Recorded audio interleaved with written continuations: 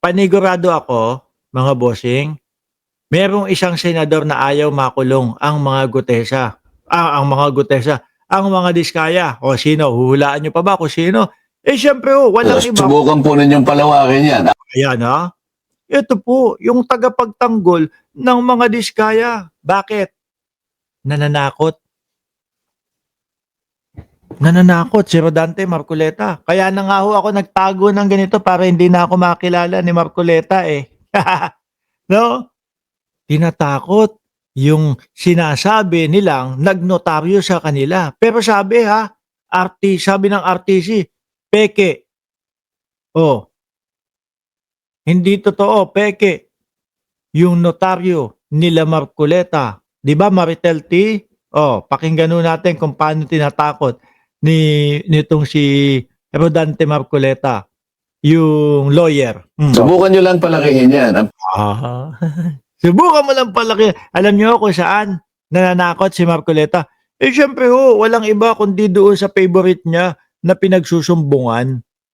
Doon po sa Net 25. Oh, diyan lagi yan, di ba?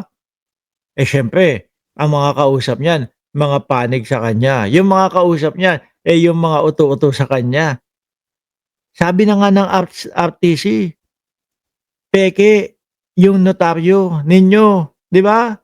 Tinatakot mo pa yung lawyer. Oh, sabi ni Dot Pintura, hindi manindak, hilig manindak at manakot nitong si Marcoleta. Tingnan natin kung hanggang saan yung style mo na yan. Correct. Oh, pakinggan. Pinaka-arbiter dyan, pakukuha po natin ang inyong notarial register at kapag nakita namin na tumama doon sa number nung daladala ni Gutesa, Hoy Marcoleta, sabi ko nga sa iyo, ang gagawin lang dyan, kasi kapag ka nagparehas daw po yung number na dala-dala ni Gutesa, mananagot sila kay Marcoleta at ipapadisbar pa yung lawyer. Marcoleta, sabi ko nga sa iyo, ibabakat lang yan eh. Uulitin ko pa ba kung paano pwedeng gawin na kopyahin yung notaryo na yan o yung kulay violet na notaryo.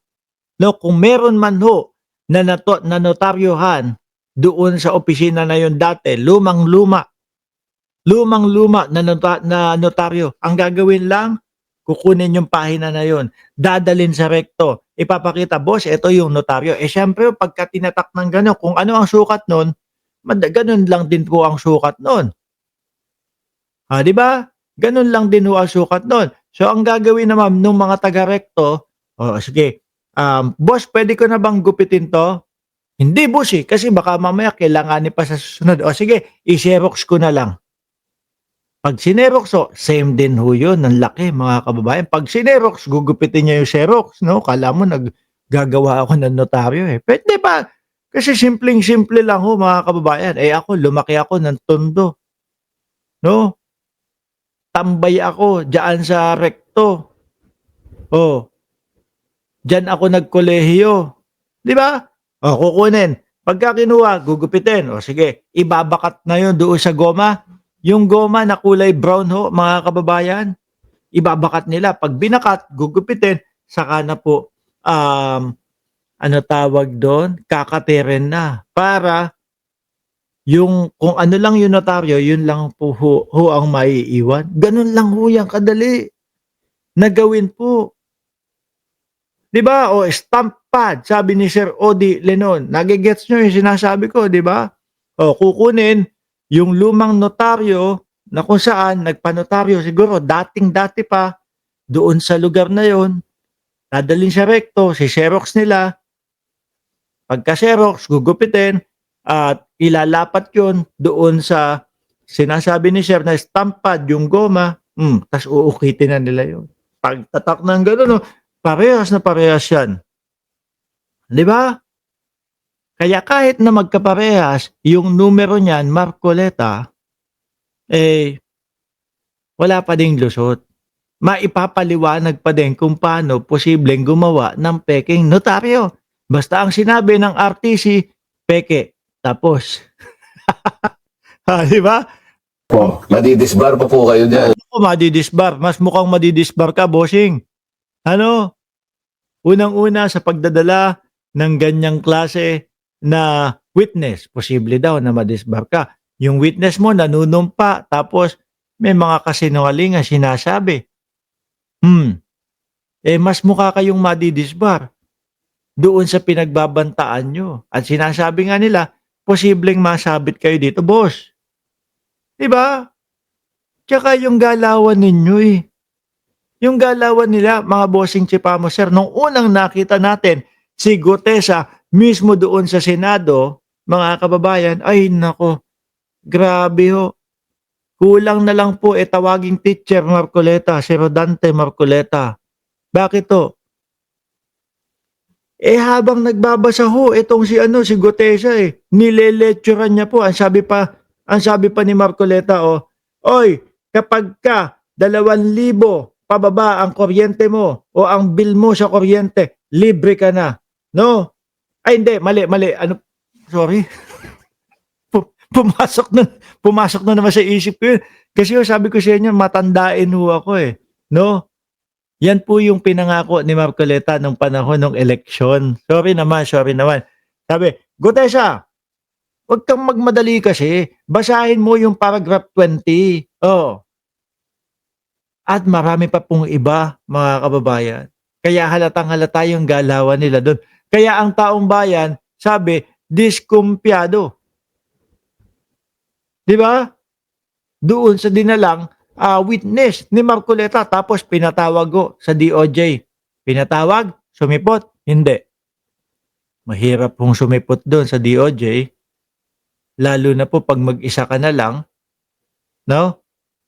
Lalo na po hindi kasama si Marcoleta. Paano naman yung coach?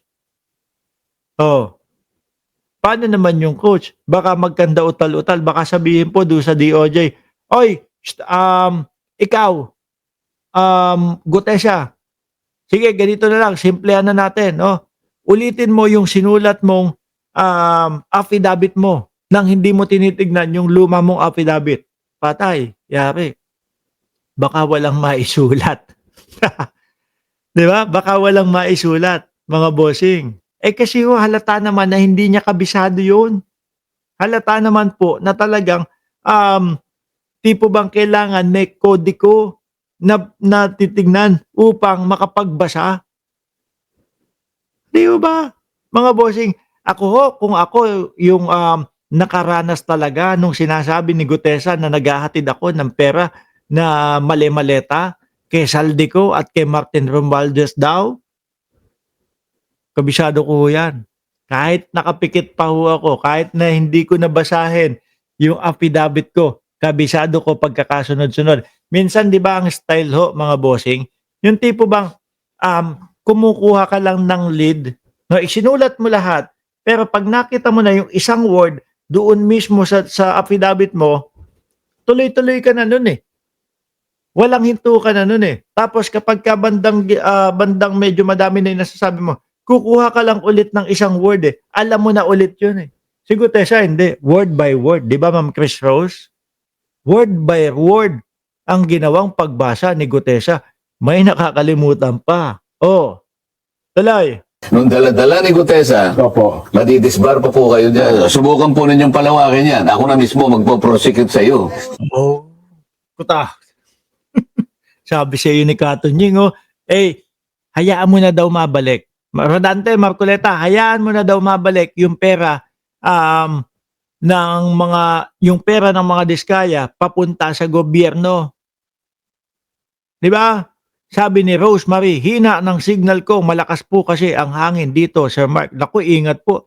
Lahat po ng binabagyo, ha? Ingat po kayo, mga kababayan. Di bali hong magpahinga muna kayo sa panonood ng vlog.